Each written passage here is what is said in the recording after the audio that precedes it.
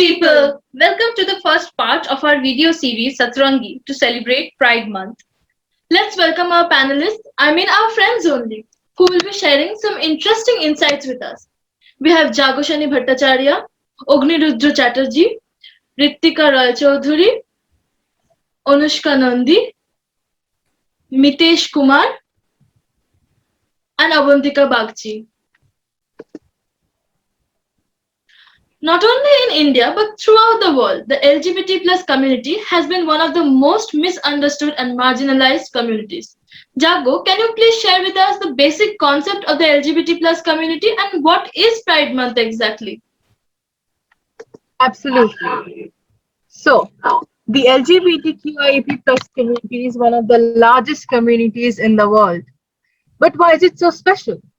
It's because this community not only accepts but also celebrates every person within, irrespective of gender identity. Example, the binary and the non-binary people or sexual orientation. And why is it celebrated, you may ask? The answer lies in every news article. Oppression towards this community has started since one can remember. People scoff off identities and call them just a phase. Thus, to show how proud we are of the labels we have and how sacred it is to us, this mesmerizing community celebrates June as the Pride Month. Each day is allotted to a gender or sexual orientation, even for the people who are questioning. It is the month that people celebrate themselves, not because they want to prove anything to anyone, but because they want to show how beautiful, diverse, open-minded, and rich the community is. So this June, come and celebrate with us the enchanting month of Pride. Thank you so much, Jagoshani. It was a really beautiful starting to this session. We know that from our childhood, various stereotypes and preconceived notions about the community have been embedded within us. So, Mitesh, can you please go forward with this discussion? Absolutely, I of course will. Preconceived notions about the LGBT community, it is something which is very benevolently, it's actually prevalent in this entire world. I have heard people saying, and I quote, "वो लड़का उसने तो लाल colour का shirt पहना हुआ है, he's gay. That girl there, she's having short hair, she must be lesbian." I strongly believe that that is a pure game of assumption, and that has to be extremely bad. Many gay people, when they come out in front of their families or relatives, their families and their relatives believe that they shall go through a conversion therapy, and they are taken to such therapists. And I just don't believe key therapists like these do exist in this society who believe in conversion theories. That is horrible. As a person, I feel extremely bad. I also have heard a lot of people commenting on lesbians.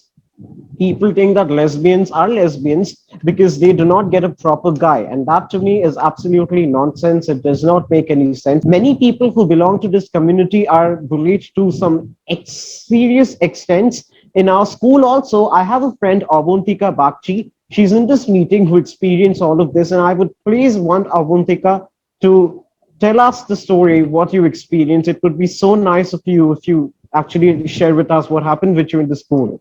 Thank you, Mitesh, for talking about this. I still remember there was this trend in all of our schools where people would just label your sexuality on the basis of your behavior or the way you carry yourself, which is absolutely absurd because people can't label your sexuality on the basis of your deportment. I remember I was working for a play and some of my acquaintances, they started spreading rumors that I'm a lesbian. And the kind of treatment that I received because of this rumor, people refused to sit next to me. People refused to touch me, to go with me to the washroom or to talk to me. And I developed anxiety because of this. I was so hurt. I was afraid of being called a lesbian because I felt lesbians are subject to this kind of a harsh treatment. But being a lesbian is not wrong. This is something which I realized later. Being lesbian is not wrong. The people who treat other people in such a demeaning manner, they are the people who are wrong. My heart goes out to everybody who is being judged or being shunned because they are the versions of themselves that they want to be. Thank you so much, Avantika. I'm sure that this kind of experience is not only felt by you, but by many other people, like many people in various schools throughout the city and throughout the world, actually. So, Section 377 of the Indian Penal Code made sexual activities against quote unquote the order of nature illegal. It was introduced in 1861 during the British rule. It was abolished very recently in January 2018. So, do you think the status of the community has improved, even if it is like a little bit after the abolition of this particular article? Ogni, what do you feel about this? I feel like this question can be framed in two different ways that will yield two opposite answers. You can either look at this question from the passive perspective, which will pose the question, has the status of the community gotten any development as a result of the stripping down of this law? To a certain degree, yes, because this law used to invalidate our identities, but now the fact that we have been decriminalized, we have a validation of our existence, but not a validation of our identity. In the recent ruling of the Delhi High Court, you will find that they defined the family unit as the unit between a man, wife, and his kids. That is preposterous. So, with this fact, you can continue the conversation towards the active perspective, which poses the question, has this law and its stripping down led to any difference in the community? Now, in that question, I will answer no, because this law still continues to, and I will quote myself, this law continues to invalidate me and make me feel insecure. As a person on my Instagram feed has commented, even I feel insecure. I will quote from my personal experiences. We get no security nor any visibility. The government should ensure that to us. The government needs to give us a perfect life, a true life, which I feel like we don't have. Thank you. Yes, I truly agree with whatever you said, Ogni, especially the family law. It is one of the most homophobic laws which we have in our Indian constitution. Yes. So, Ritika, what views do you have about this? Speaking of the legal changes that followed, laws in India are still prejudicial towards the LGBTQ community in several ways. Although they have now the legal right to stay together, carry out their personal affairs without the fear of persecution, they are still denied equality in several aspects like marriage, adoption, guardianship, surrogacy, inheritance, and workplace-related discrimination rights.